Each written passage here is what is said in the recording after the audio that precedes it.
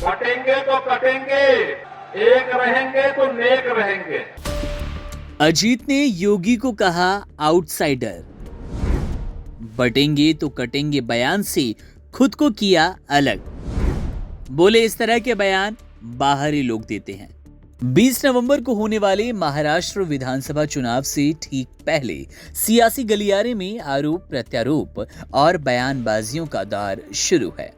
इसी क्रम में एनसीपी नेता अजीत पवार ने योगी आदित्यनाथ के बयान को पार्टी से अलग बताया। उनका कहना है कि महाराष्ट्र हमेशा से सांप्रदायिक सौहार्द बनाए रखने वाला राज्य रहा है।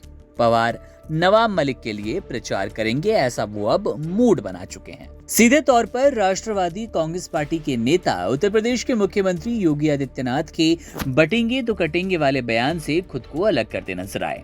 एनसीपी प्रमुख और उप मुख्यमंत्री अजीत पवार ने कहा कि इस तरह के बयान बाहरी लोग देते हैं। महाराष्ट्र ने हमेशा से सांप्रदायिक सद्भाव बनाए रखा है। आपको बता दें कि बुधवार को बीजेपी नेता योगी आदित्यनाथ महाराष्ट्र में महायुति उम्मीदवार के लिए प्रचार कर रहे थे। इस दौरान उन्होंने ये बयान दिया था।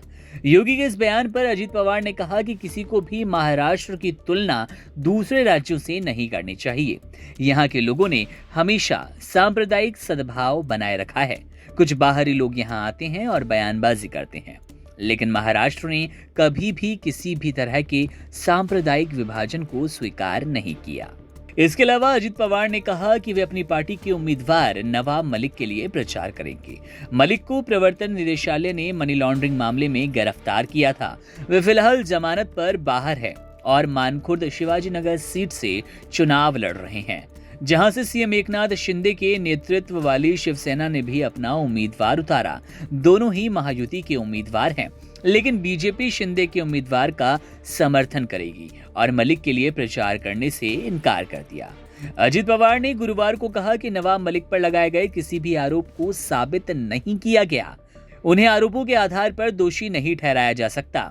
मैं उनके लिए प्रचार करूंगा। राज्य में महायुति उम्मीदवारों के लिए प्रधानमंत्री नरेंद्र मोदी की कई रैलियों के बारे में पूछे जाने पर भी अजीत पवार ने कहा कि मुझे बारामती में किसी की रैली की जरूरत नहीं है।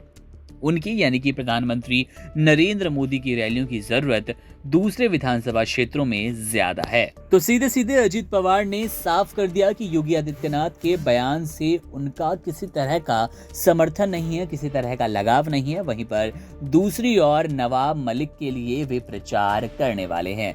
गौरतलब है कि 20 नवंबर को महाराष्ट्र विधानसभा चुनाव होना है, मतदान होना है, और उससे पहले ही आरोप प्रत्यारोप, बयानबाजी, अटकलें और कयासों का दौर शुरू हो गया है।